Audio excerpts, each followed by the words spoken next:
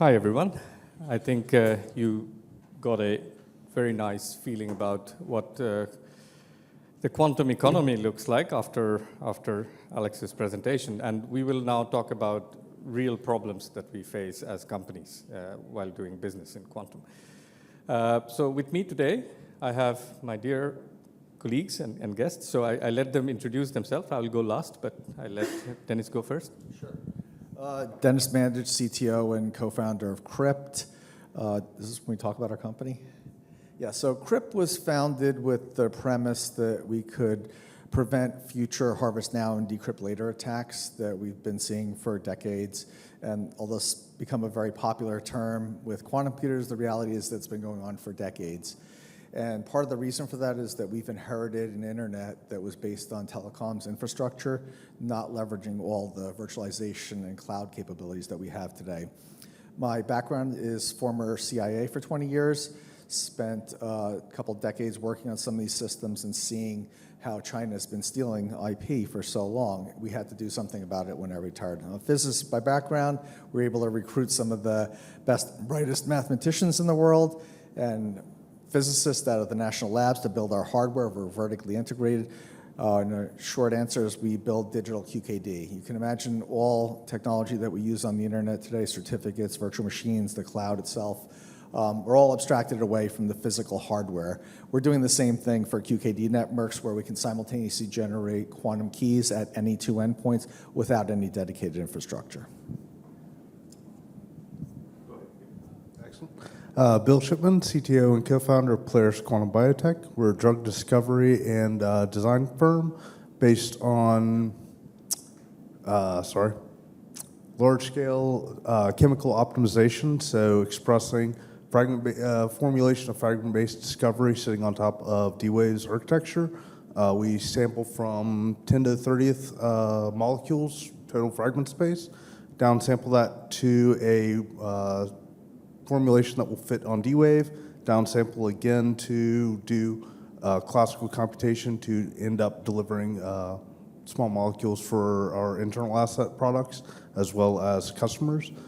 So far we've had several returning customers. We have customers who have made provisional patent filings on molecules we've designed. Not this week, earlier this month, we received results from two different customers indicating 33% hit rate on small molecule binding, which one of the customers is quoted as saying it was unprecedented. Conventionally, small molecule design yield is 5 to 10% success rate. So we're really happy with that. Other notable accomplishment is we're wrapping up a DARPA impact grant looking at scaling to 10,000 qubits with QAOA solution based on our current work. That work was focused on Ebola, which I think we can all recognize as a concern that we should try and address in a timely manner. With that. Thank you. And my name is Himadri Majumdar. I come from Finland, representing a company called SemiQon. These two gentlemen are representing the software aspects. I represent the hardware aspect. So we build silicon-based quantum processors. So what it means is we build a chip that runs quantum computation, but we build it with silicon technology, which is the same technology that you have in your phones, the same chips. Our magic sauce is we are very good at doing cryogenic CMOS. So what it means is CMOS, or the same chips, operating at very low temperatures. So that makes it quantum compatible. We want to build processors. We don't build quantum computers because we believe, like you heard from Alex, they are experimental machines, not able to do a lot. We will discuss about it in the panel as well. But we want to focus on solving the processor problem so that we can get the processors in the hands of the users as quickly as we can. And our goal is targeting the million-qubit era. We believe unless we get to those kind of numbers, practical problems in large scale will be difficult to solve. So that's us. That's what we are now going to discuss, our challenges. So as a preamble to the discussion, what I would like to say is we are different parts of the value chain. So we start with the software, hardware, then there are different stacks of software, which leads to the applications of those. And I think we are all in B2B business, so we are not B2C. So that is an important aspect in quantum, that somebody or some other business has to buy things that we are making. And that means there has to be a business for them as well. So like Alex said, governments are buyers, but governments are not necessarily the users. So the users are the industry at some point. So if there is no traction from the industry, there is no market for quantum computing. So that would be the end goal for us. And in terms of challenges for commercialization, I think things that we will address today is the market opportunity challenge. Where is the market? How is it going to evolve in the future? How do we see it? Skill challenge. There are not too many quantum scientists or algorithm or programmers in the world, and not enough to. So you can spend a lot of money, but you can't build a talent in 2 years. It takes a long, long time to build those talents. So that we will address. And of course, we'll address the money aspect, the revenue aspect. So with that preamble, let's start with my questions. First question maybe for Bill. You mentioned that you are doing drug design, combining AI tools and quantum. And you mentioned about small molecules. So while you are getting good results with small molecules, what are the sort of advances that you see? What are the limitations that you see for larger molecules? And how are the quantum computers now helping you? So with the current state of quantum computing, we're able to optimize chemical spaces using D-Wave, doing similar work using QAOA approaches on current scales is feasible for that form of optimization problem. Looking at larger molecules means that instead of looking at a few hundreds of atoms, now we're looking at thousands of atoms. At that representational space, we quickly lose, it's wrong to say coherence, but it's ineffective to use fragment-based discovery. And also, I'm wading well out of my area of expertise. I'm a software engineer by training, so I can talk to you about the combinatorial space, but there's deep inherent limitations with our biological understanding for these larger structures. That's why you end up looking at things like cell therapies or gene therapies, which are not in the primary provenance of computational chemistry where our expertise lies. But there is a bright future. We're just waiting on the hardware to join us. Absolutely. But I think it's safe to say that you can do something with the quantum computers now, and you can bring benefit to your customers. But to address their long-term demands, you need the hardware to go. Yeah, we hear you. We hear you. All right. Then going to Denis. How close are we to see the RSA being broken? Yeah, the way I answer that usually is science is not a democracy. Everyone doesn't get a vote. It's only the people that actually make quantum computers that really know the answer to that. But if we're to believe, the CEO of Alphabet and people who actually make quantum computers, we have 2 to 5 years for that. And in my opinion, having worked on the dark side of development for so long, I've seen these enormous jumps in technology that don't become public for a very long time, especially in the intelligence community. And I think quantum is exactly the same kind of situation is coming right now, where we'll see a step function. I'm not calling out any quantum company here, but there's dozens of ways to make qubits. We don't know which one scales the most effectively, and we've seen a number of different breakthroughs just in this year alone. So we'll be surprised by somebody who probably has a modality that we haven't even thought of yet. And from my perspective, the sooner the better, because I'm in quantum secure systems and quantum safe systems, and that is an immediate requirement for the government because they're a Fortune 0 company. They make more money than any other company, including Walmart and Saudi oil. And they've mandated that by 2035, everyone will transition to post-quantum recovery regardless of what happens with quantum computers.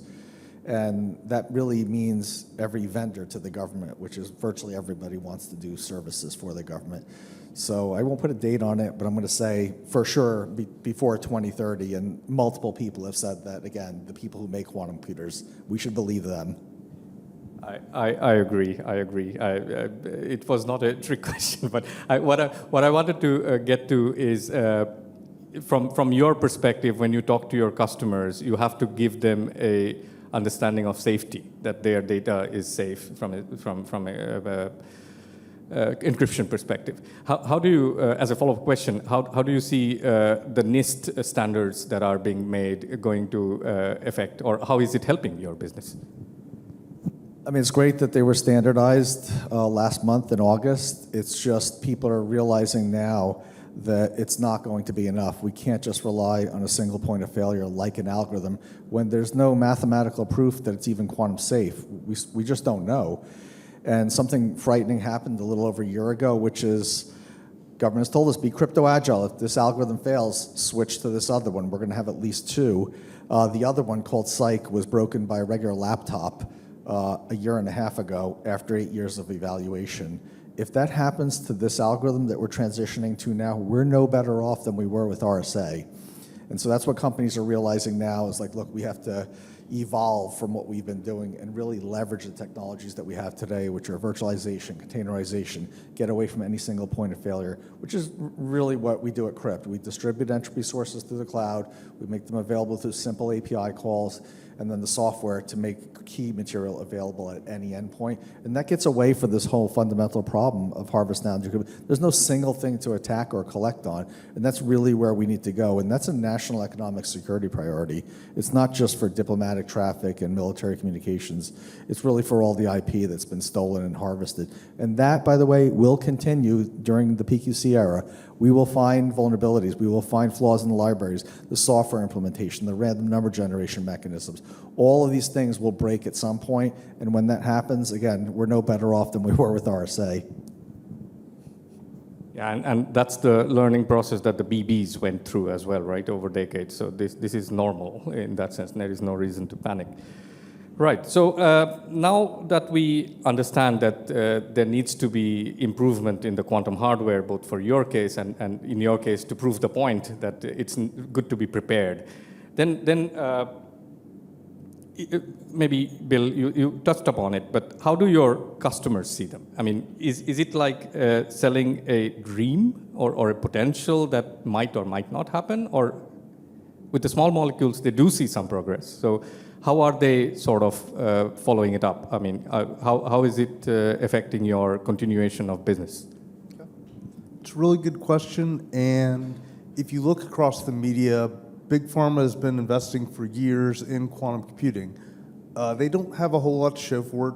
Mostly, I would say it's a fixation on solving a particular problem.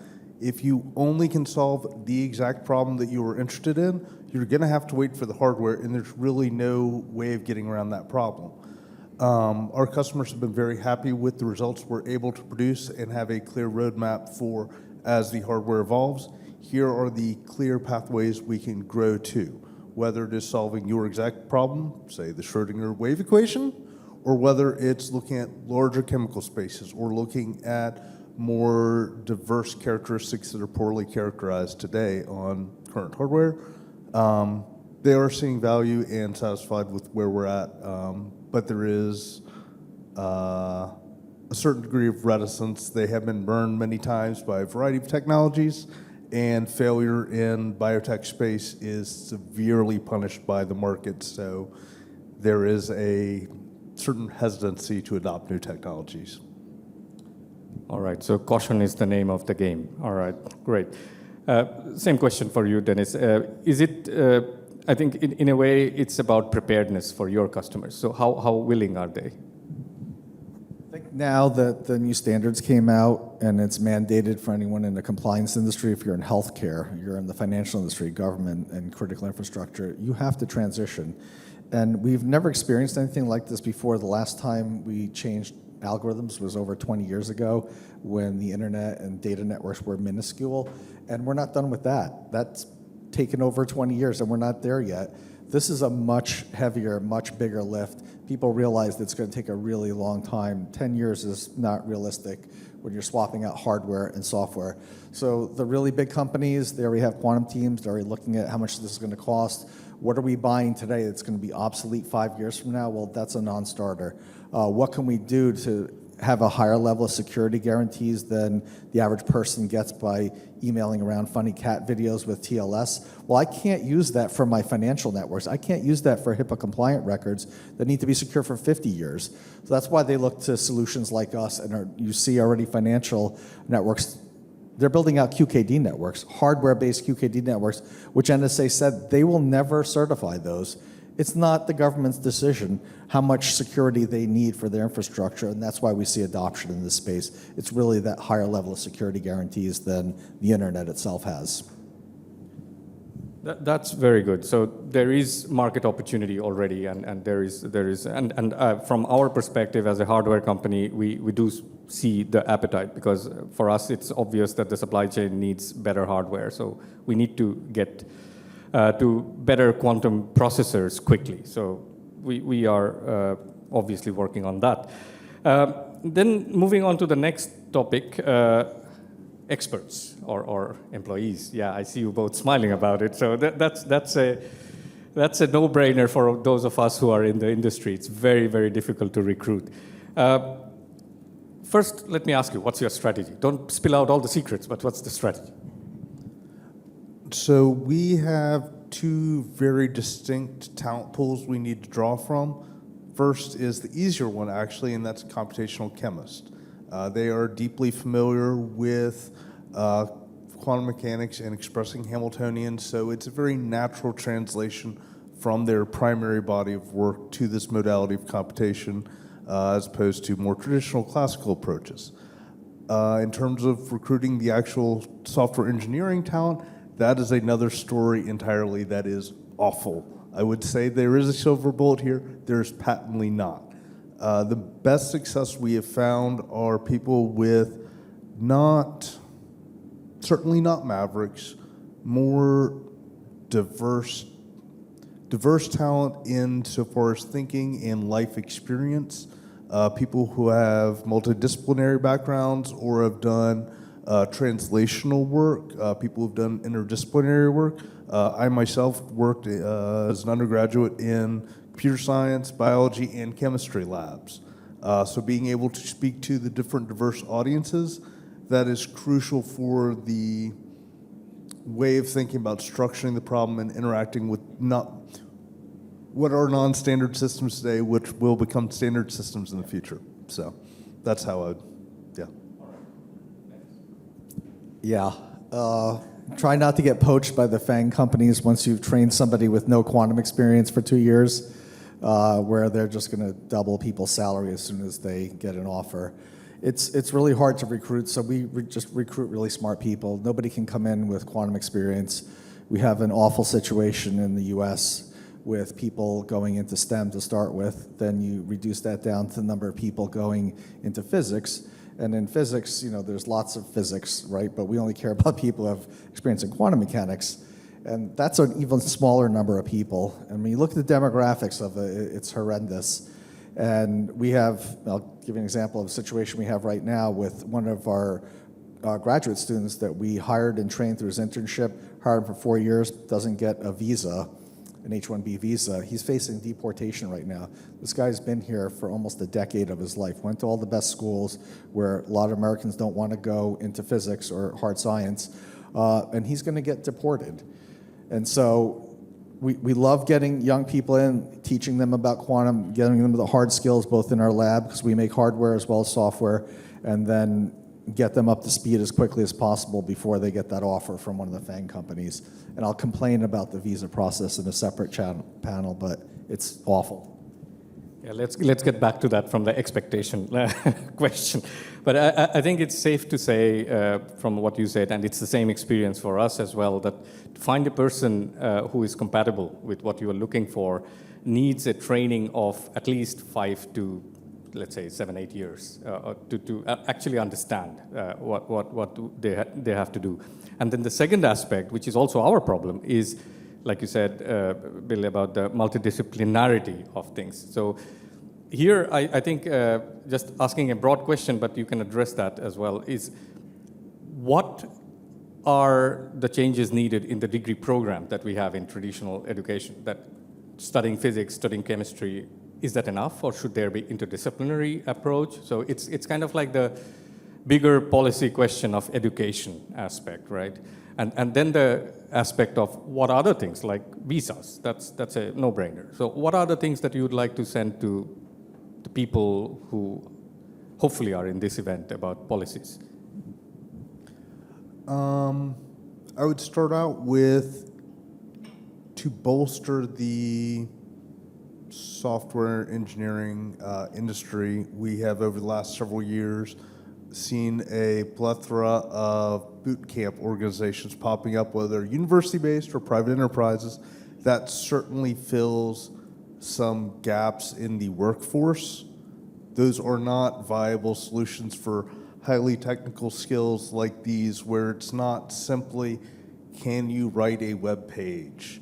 You need deep problem-solving experience, deep knowledge, pardon me, of the underlying technology, and to that end, I don't know that there's a clear policy solution for the educational program in and of itself.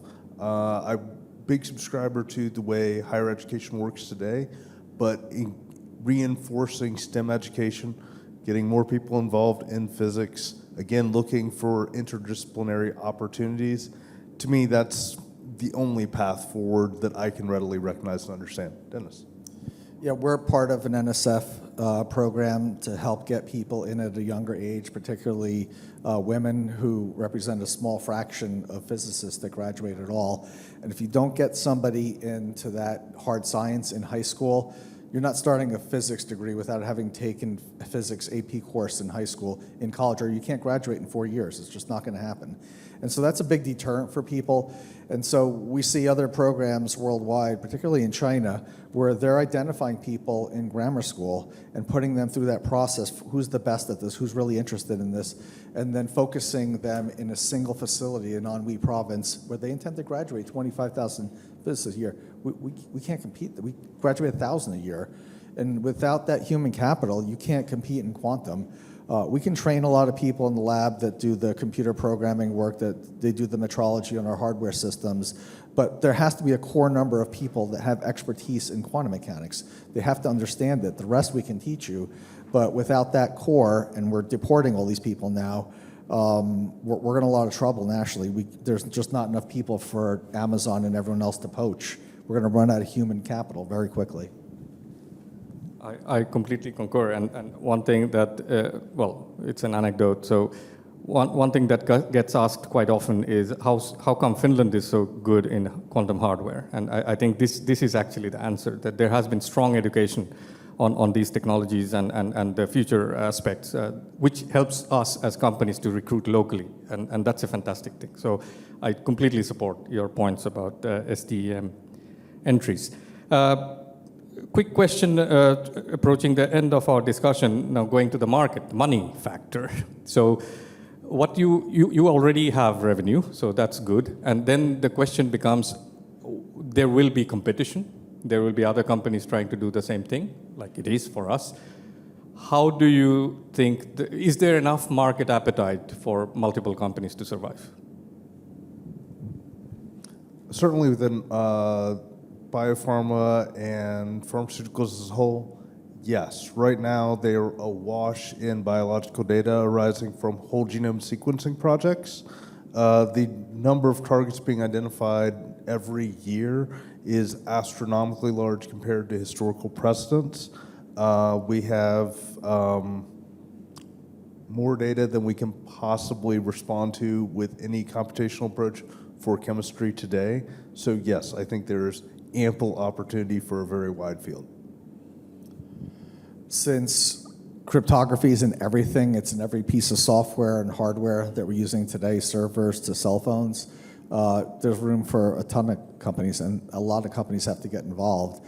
It's just a little bit prohibitive with some of the technologies that are available today to even deploy. Most people have gotten very comfortable with existing systems, network infrastructure, and architecture.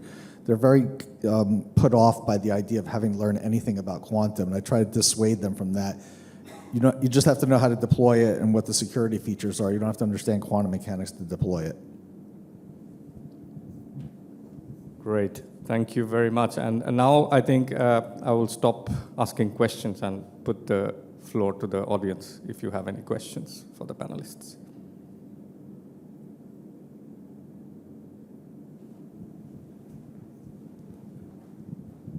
Well, this is back to the visa question, actually.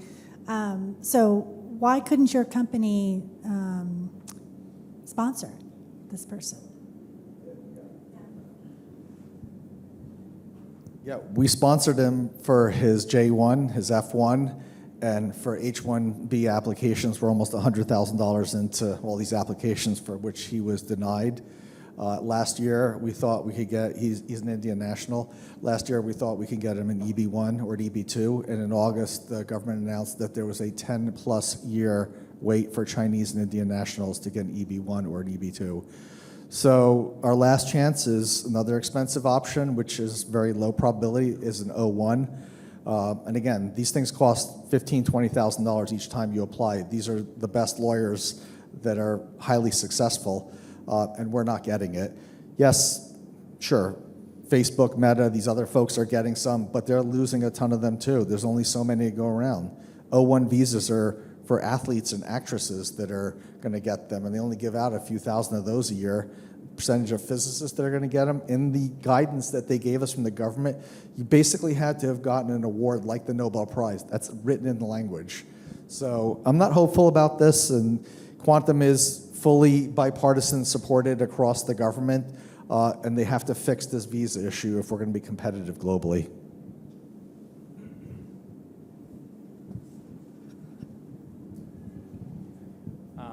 I don't have a question to ask, but I have a comment to make on one of the previous questions that was asked, which is, how many companies can this entire sector support? 20 years ago, Jeffrey Moore made a comment that if you look at any industry and look at the way it collapses after a while, there'll usually be like one gorilla, a couple of chimpanzees, and a bunch of monkeys. And the monkeys, it's very interesting, each monkey will specialize in one thing, right? And if you think of how ERP happened, right? There's Oracle, SAP, and then there's a bunch of little guys that focus on HR, whatever it is. If you go look at the automotive industry, whether you look at airbags, seats, cars, tires, there's like 5 to 7 suppliers, and that is the case everywhere, almost without an exception. It'd be interesting to see how the quantum market's going to turn out. What's interesting about the quantum market is that there's tech sovereignty and national protectionism that is going on, which is governments will protect local company. Finland's a great example for up to a while. Then after a while, that has not become sustainable. So I do see a lot of consolidation happening, but it's great to see all these companies come out, and we are no exception. We're from Australia, so thanks. Thanks, Aravind. Would anybody like to comment on that? I'll say something about that, which is in quantum security space and communications, there's a lot of technologies that are not patent protected, and there's a lot of options to deploy them in many different ways. And again, this is a space that didn't exist 20 years ago. Digital infrastructure and communications was small. It's everywhere. It's in everything now. And I mentioned before that NSA would not authorize or standardize QKD, but big banks are building out this infrastructure. You see a huge network in China. There's going to be a lot of players that enter the space because no one can build a lot of that and scale very quickly. I would also comment that in the biopharma space, there's a variety of modalities, whether they're talking about cell therapy, RNA, vaccines, small molecules, large molecules, on and on and on. There will be specialized organizations today. You can look at Moderna. Moderna does not make antibiotics. They make mRNA vaccines. How will this flesh out into the future? I'm not hyper clear, but we have a variety of different hardware modalities that are being explored today. I suspect some of them will have significant advantages for certain problem sets, like optimization of chemical space that we're doing today. Would I try and do this on a variety of other hardware modalities? Certainly not. But it solves this particular problem. I think that will continue to be true as new targets emerge for therapeutic application. My short answer will be, this is why we make processors, don't build computers. So, all right, we have come to the end of the panel. Thank you very much, Bill and Denis. Big round of applause for my fellow panelists.